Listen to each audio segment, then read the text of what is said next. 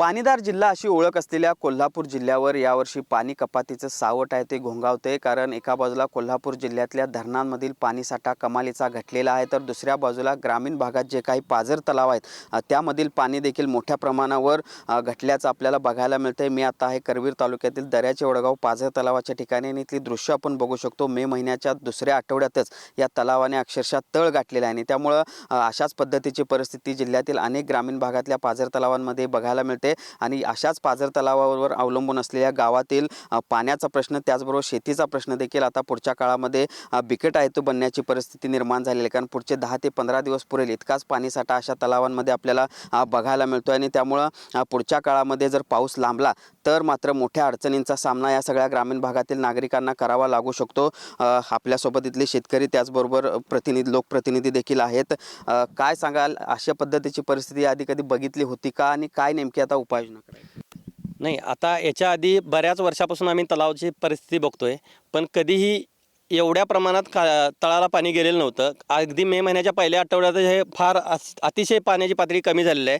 त्यामुळं शेतकऱ्यांना असेल तसेच गावाला वडगाव, गिरगाव, वड्डवाडी या गावाला पिण्याच्या पाण्याचा प्रश्न निर्माण होऊ शकतो। त्यासाठी उपाययोजना म्हणून या तलावाची उपसाबंदी करणं गरजेचं आहे। ज्या पद्धतीनं दूधगंगा तळ्यावर नदीवरचं आज 11, 12, 13 तारखेला उपसाबंदी केलेली आहे, त्याच पद्धतीनं या ग्रामीण भागातील पाझर तलावांची उपसाबंदी करणं गरजेचं आहे। पण शेतकऱ्यांचा पण या निमित्तानं पाण्याचा प्रश्न उद्भवू शकतो।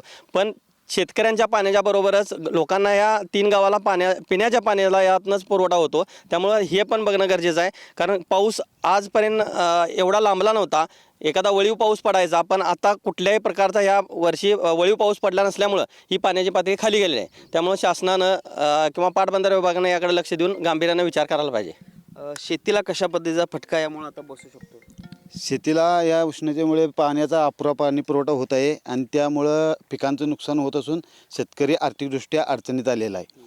तसेच शेतीचा जो आता उपसा पाण्याचा चालू आहे तो कृपया शासनाने पाटबंधारे विभागाने बंद करून पिण्याच्या पाण्याचा साठा उपलब्ध करून ठेवावा, नाहीतर अतिशय गंभीर समस्येला जनतेला सामोरं जावं लागेल असं मला वाटतं। नक्कीच, तर पाहिले आपण कशा पद्धतीनं इथल्या शेतकऱ्यांची ही सगळी कथा आहे। कारण एकूणच जर आपण बघितलं तर ह्याच्या आधी अशा पद्धतीनं इतक्या लवकर इतकी ही सगळी पाण्याची पातळी कमी झालेली आपण बघितली नसल्याचं यांचं म्हणणं आहे। आणि त्यामुळं एकूणच पुढच्या काळामध्ये जर पिण्याच्या पाण्याची टंचाई भासू नये किंवा तसा प्रश्न उद्भवू नये यासाठी अशा पाझर तलावांमध्ये देखील उपसाबंदी लागू करावी, अशा पद्धतीची मागणी देखील आता होताना बघायला मिळते। भूषण पाटील, TV9 मराठी, कोल्हापूर।